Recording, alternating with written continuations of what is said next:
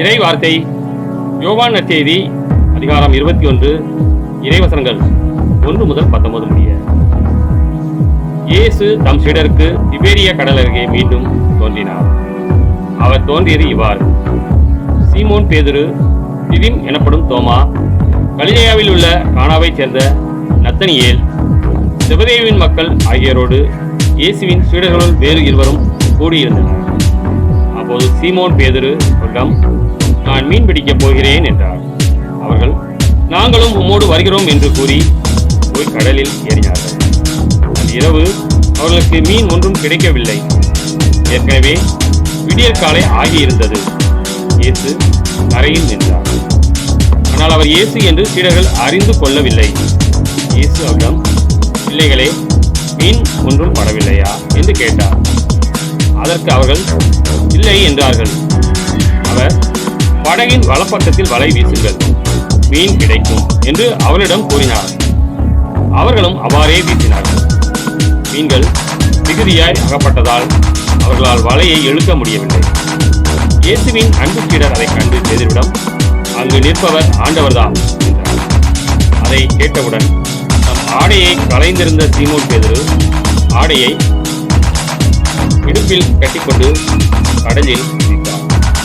மற்ற சீடர்களும் மீன்களுடன் வலையை இழுத்துக் கொண்டு படகிலேயே வந்தார்கள். அவர்கள் கரையிலிருந்து வெகு தொலையில் இல்லை, ஏறக்குறைய 100 மீட்டர் தொலைவில் தான் இருந்தார்கள்.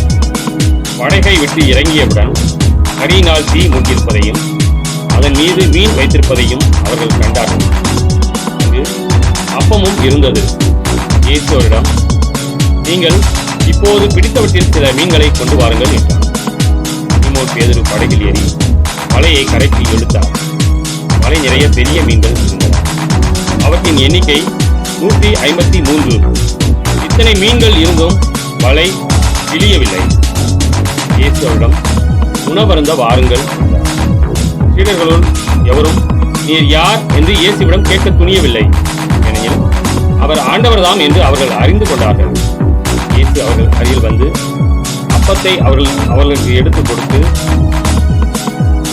மீனையும் அவ்வாறே கொடுத்தார். இயேசு இவ்வாறு இறந்து உயிருடன் எழுப்பப்பட்ட பின்பு தம் சீடருக்கு இப்போது 3ஆம் முறையாக தோன்றினார். அவர்கள் உணவருந்திய பின் இயேசு சீமோன் பேதுருவிடம், யோவானின் மகன் சீமோனே, நீ இவர்களை விட மிகுதியாக என் மீது அன்பு செலுத்துகிறாயா என்று கேட்டார். அவர் இயேசுவிடம், ஆம் ஆண்டவரே, எனக்கு உம்மிடம் அன்பு உண்டு என உமக்கு தெரியுமே என்றார். இயேசுவிடம், என் ஆட்டுக்குட்டிகளை பேணி வளர் என்றார். 2ஆம் முறையாக இயேசு அவரிடம், யோவானின் மகன் சீமோனே, நீ என் மீது அன்பு செலுத்துகிறாயா என்று கேட்டார். அவர் இயேசுவிடம், ஆம் ஆண்டவரே, எனக்கு உம்மிடம் அன்பு உண்டு என உமக்கு தெரியுமே என்றார்.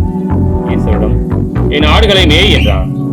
3ஆம் முறையாக இயேசு அவரிடம், யோவானின் மகன் சீமோனே, உனக்கு என்னிடம் அன்பு உண்டா என்று கேட்டார். உனக்கு என்னிடம் அன்பு உண்டா என்று இயேசு 3ஆம் முறை கேட்டதால் பேதுரு துயரிட்டு அவரிடம், ஆண்டவரே, உமக்கு எல்லாம் தெரியுமே, எனக்கு உம்மீது அன்பு உண்டு என்பதை நீர் அறியாத ஒன்றா என்றார். இயேசு அவரிடம், என் ஆடுகளை பேணி வளர். நீ இளைஞனாக இருந்தபோது நீயே இடையை கட்டிக்கொண்டு உனக்கு விருப்பமான இடத்தில் நடமாடி வந்தாய். உனக்கு முதிர்ந்த வயது ஆகும்போது நீ கைகளை விரித்து கொடுப்பாய்.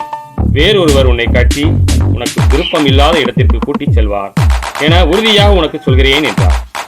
பேதுரு எவ்வாறு இறந்து கடவுளை மாட்சிப்படுத்தப் போகிறார் என்பதை குறிப்பிட்டே அவர் இவ்வாறு சொன்னார். இதை சொன்ன பின் பேதுருவிடம், என்னை பின்தொடர் என்றார். கிறிஸ்துவின் நற்செய்தி.